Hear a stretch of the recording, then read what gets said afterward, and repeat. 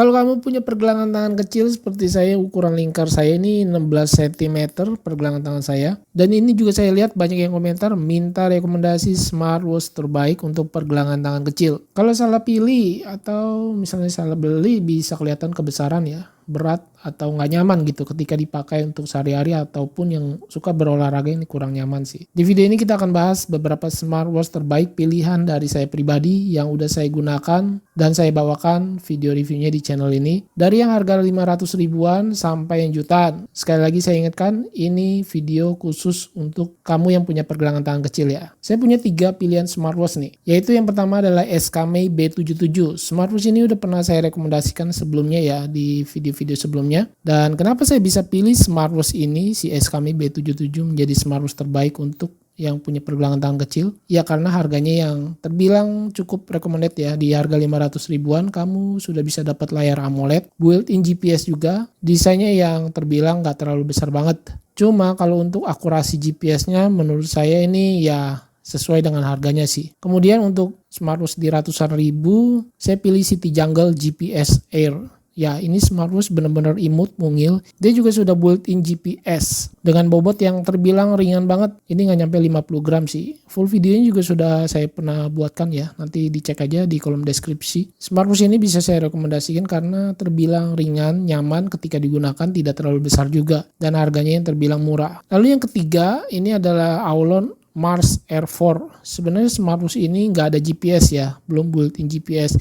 Tapi terbilang termasuk smartwatch yang tidak terlalu besar. Dan desainnya itu saya suka karena mirip-mirip seperti Google Pixel ataupun si Honor Watch Fit ya. Dan harganya ini cuma ratusan ribu, 500 ribuan saat video ini tayang. Smartwatch ini sih kalau menurut saya pribadi lebih ke lifestyle ya. Untuk pengguna sehari-hari yang tidak memerlukan fitur GPS ini oke sih. Dari ketiga smartwatch pilihan tadi, yang paling balance ada di tengah-tengah menurut saya yaitu Skmei B77 sih. Menurut saya ya. Kemudian di segmen kedua ada di harga 1 jutaan. Saya bisa rekomendasikan 5 sekaligus smartwatch pilihan dari saya. Yang pertama ini adalah Honor Watch Fit. Ini smartwatch bener-bener cakep banget. Si Aulon aja tadi sampai ngikutin ya yang tadi saya bilang.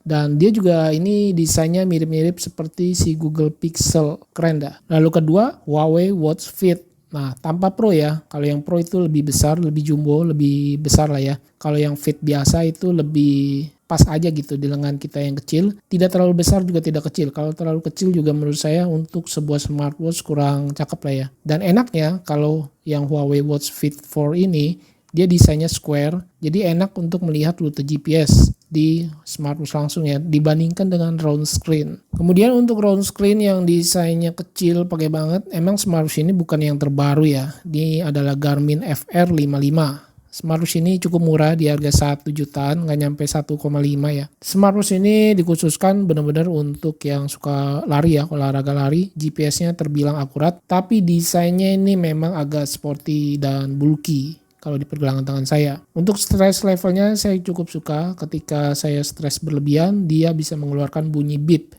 Mantap. Sekali lagi, ini adalah brand dari Garmin di 1 jutaan loh. Lalu yang kedua ada Amazfit Active 2 Series. Mau yang round screen ataupun yang square. Ini saya masukin sekaligus karena harganya ya sama ya di 1 jutaan. Tapi kalau saya perhatikan yang 2R ini udah jarang ada ya di marketplace. Lebih banyak yang model square atau yang model kotaknya. Itu keren sih yang model square. Kedua smartwatch dari Amazfit ini terbilang all-rounder. Jadi bisa dipakai segala jenis situasi maupun kondisi ya. Dari kelima smartwatch di atas yang cukup balance, saya pilih si Amazfit Active 2 ya.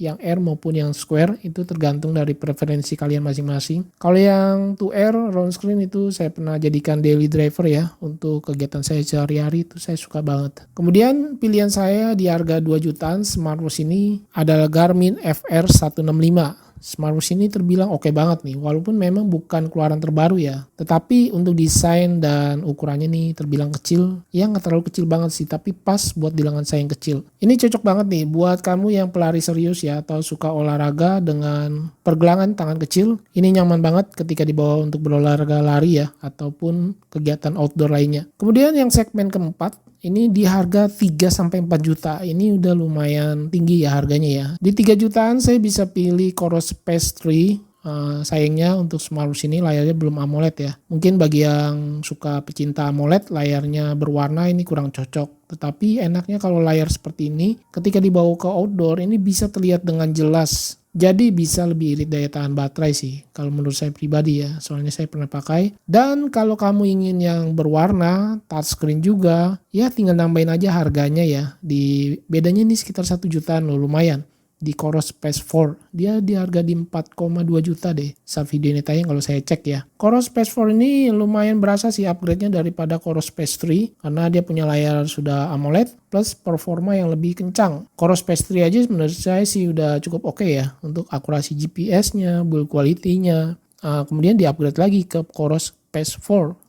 Yang saya rasakan dan saya gunakan ketika saya pakai untuk sehari-hari ini super ringan, cocok di pergelangan tangan saya yang kecil, baterainya awet, akurasi GPS-nya ini mantep banget. Cuma memang ada beberapa orang yang bilang untuk fitur terbarunya seperti temperatur body itu kurang akurat. Mungkin kalau sudah sampai di detik ini, buat kamu yang belum ngikutin dari awal tadi, saya bisa tampilkan untuk produk comparison table. Bisa dilihat dari smartwatch tadi yang di atas ya, udah saya buatkan. Jadi smartwatch terbaik menurut versi saya ini untuk pergelangan kecil itu tergantung dari kebutuhan kalian masing-masing guys. Di harga berapa, desainnya mau yang seperti apa, untuk keakuratan GPS-nya seperti apa kalau kamu suka olahraga ya. Untuk budget minim saya bisa pilih si Skme B77 menurut saya pribadi. Kemudian stylish plus ringan saya bisa pilih si Huawei. Lalu untuk all rounder terbaik ini bisa dipakai dalam segala kondisi ya, yang pernah jadi daily driver saya juga, yaitu Amazfit Active 2. Kalau saya sih pilih yang round screen ya, karena kalau square saya kurang menarik aja. Lalu untuk runner serius bisa pilih si Garmin FR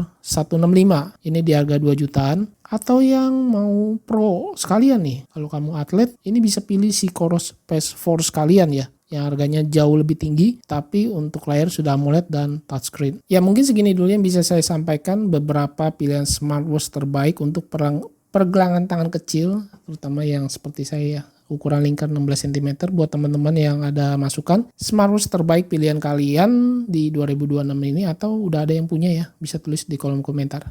Saya Freddy and see you next my video. Bye.